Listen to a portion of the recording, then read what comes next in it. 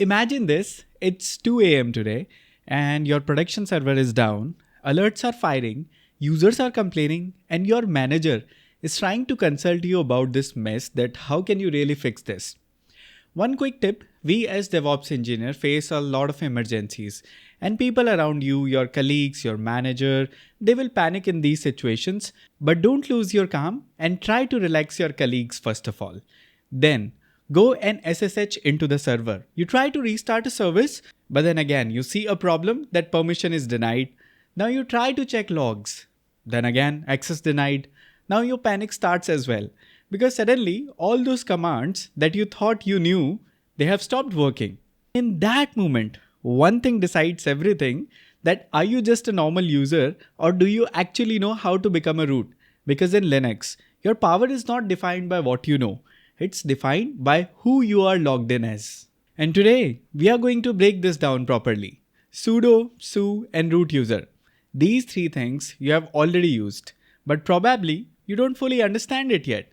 And trust me, this is not just theory. This is something that even interviewers can ask and something that can literally make or break your production server.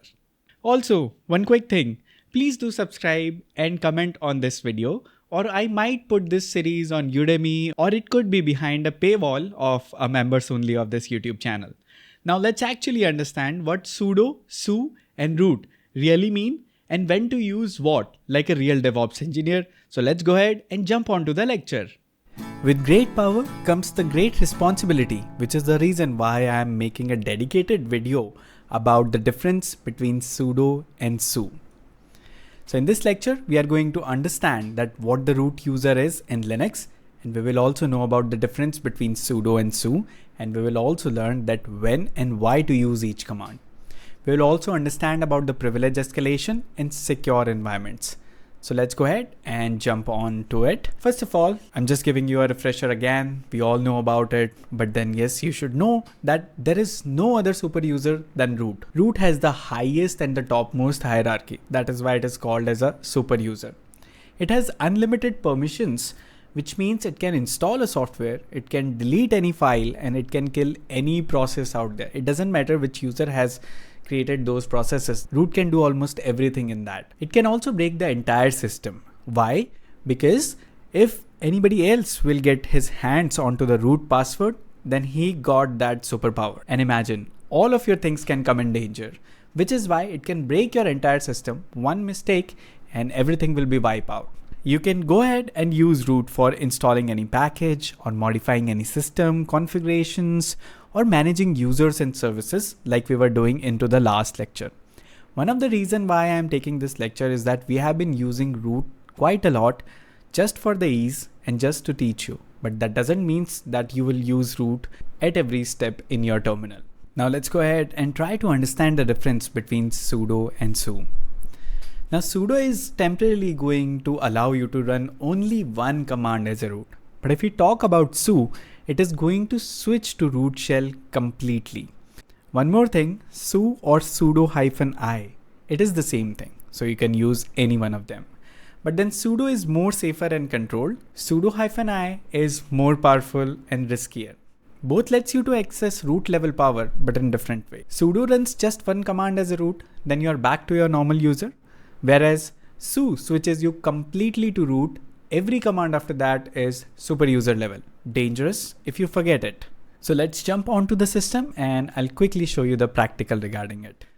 Okay, so let's go ahead and give you a very practical example. For example, I want to install Vim.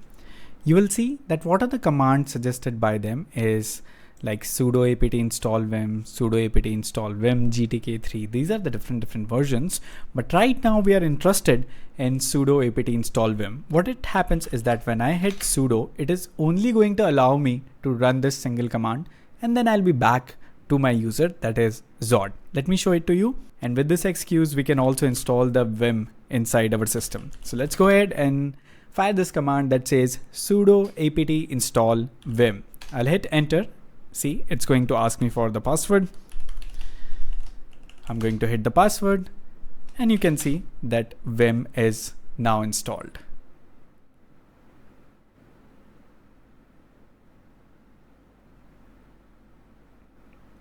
Okay, so it took a while, but then it got updated. Whereas if I do the same thing with sudo -i, you will notice that my whole shell will be changed to root. Now most cloud servers disable root login by default for security. You can access the system as Ubuntu or EC2 user and use sudo. This is also why being in the sudo group is a privilege. Not everyone gets it. So, what's the conclusion of this lecture? Root is dangerous.